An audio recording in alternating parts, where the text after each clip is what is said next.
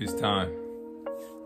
It's time to finally end that cycle of going back to that same sin that's keeping you in bondage. That sin that is keeping you away from getting closer to God. That sin that is keeping you away from reaching that next level. Because God cannot take you to the next level if you're still struggling with the smaller levels. Still struggling with watching pornography. If you're still struggling with going to drugs. He needs you to let those go before he can take you to that next level. And I don't want to just tell you to just let it go. I actually want to show you step by step on how I overcame it, because I used to struggle with the same things too. And Jesus came to set us free from that bondage, so we don't have to be going through this endless cycle of going back to that same sin, feeling guilty, going back to the sin, and feeling guilty again. So how do you let go of that endless cycle of going back to that lust, going back to those drugs?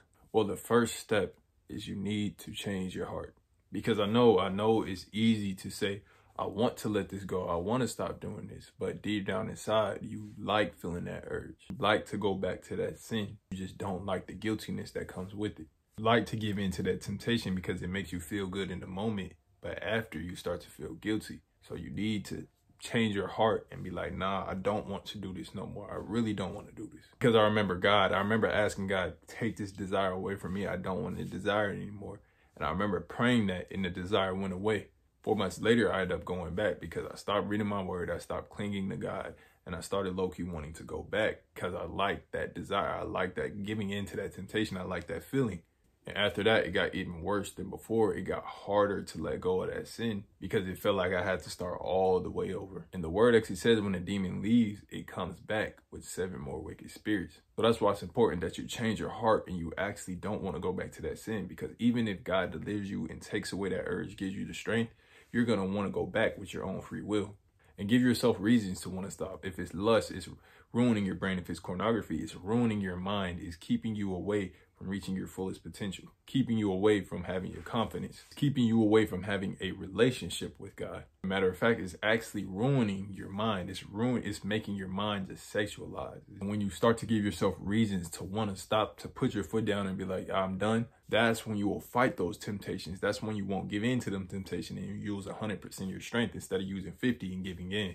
And then that's where God will take away the desire because he knows you're actually serious. The reason why I wanted to stop giving into that sin is because I wanted full dominion over my body. I wanted to be able to control myself and not give in to those temptations. And there's many other things. It was just causing me to have bad habits and just have a sexualized mind, and I didn't want it no more. But that's not the only part, because if you want to stop yet you don't know how, then you'll still end up falling back into that temptation. That's why the word says, my people will perish for a lack of knowledge, because you don't know how and why you keep going back to that sin. You don't know the root. And that brings me to number 2, which is to cut off the root. Find the root cause of what's causing you to give in to those urges. It could easily be you feeding your mind with things that will give you lustful thoughts, like secular music. It could easily be hanging around with friends that will influence you to do those certain things. It could be anything. You just have to find the root that is causing you to have those urges.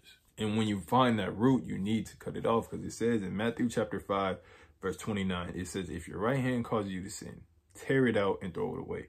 For it is better that you lose one of your members than your whole body to be thrown in a lake of fire. Meaning that little sacrifice that you have to make, even if you really don't want to do it, you need to do it. That's how important it is. And that's what Jesus emphasizes in this passage. And that actually brings me to number 3, which is to feed the spirit and not feed the flesh. And what that means is when you get into those things that you don't want to sacrifice, when you start doing those things that you don't want to sacrifice, that's feeding the flesh, like watching social media, hanging around friends that influence you to do those certain things. When you give in to those things, that is feeding the flesh. And the stronger your flesh is, the harder it is to fight those temptations, fight those urges. But if you feed the spirit by taking your daily bed, by praying, by getting in your word, you will have the strength to fight those urges when it comes to, late night. And you're getting those urges that you can't fight. That's why it's so important that you stay consistent with your walk with Christ. Because I remember getting delivered and stopped reading my word, stopped praying. Them urges came back 10 times harder. And it's because I wasn't clinging to God. I started getting prideful, thinking I could do it on my own strength. I don't need to read the word. I don't got to pray. And as soon as I did that, those temptations started to come back in, and I ended up falling. That's why it's important that you stay in the word and keep your mind filled with light, because the darkness around this world can easily creep back into your mind. And if you're not equipped for that battle in the mind, you're easily going to fall back into the world. And that brings me to tip number 4, which is to guard your mind, guard what you think about. And Jesus actually talks about this in Matthew 5, verse 27 through 28. It says, "You have heard it that it was said, you shall not commit adultery. But I say to you that everyone who looks at a woman with lustful intent has already committed adultery with her in the heart." Now, that doesn't mean every time you get an intrusive thought that you sin, that you looked at a woman with lustful intent. No, that's the enemy attacking you. It's when you meditate on that thought and you let that thought creep in and go to your heart. That's when you start to look back at the woman behind. That's when you start to stare too long at someone in the gym. And when you start to do that, that's when that thought starts to resonate in the heart and you start to get lustful. Think about it. When you're in that mode to want to have, intercourse, you can get in that mode simply off just by thinking about it too long. Literally, if you think about it like right now, you can easily get into that mode, especially if you're in the right environment, if you're by yourself. And that's why it's important to win the battle in the mind, because if you don't, then it's going to start to resonate in your heart, and that desire to go do it is going to come back.